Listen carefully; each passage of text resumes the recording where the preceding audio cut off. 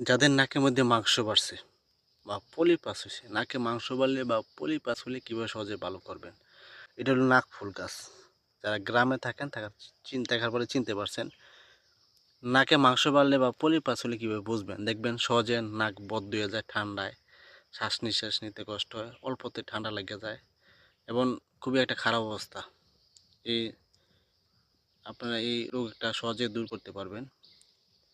এইরকম পাতা নেবেন, 3-4টা পাতা নিয়ে রস করবেন বা চাপ দিয়ে রস করবেন, 2 ফুটা রস নাকের মধ্যে, যে নাকের মধ্যে নাক বদ্ধ হয়ে যায় ওই নাকের মধ্যে এই ফুটাতে দিয়ে দিবেন 2 ফুটা রস, দিনে 1 বেলা। আর সকালবেলা অ্যালার্জি ওষুধ খাবেন, রাত্রেবেলা অ্যালার্জি ওষুধ খাবেন, 2 বেলা অ্যালার্জি ওষুধ খাবেন। বাজার থেকে অ্যালার্জি ওষুধ নিয়ে আসবেন আর এক বেলা এই পাতার রস দিবেন। এরকম 5 দিন ব্যবহার করবেন, দেখবেন ইনশাল্লাহ সহজে নাকে মাংস বাড়লে বা পল্লি পাচলে ভালো হবে ইনশাল্লাহ।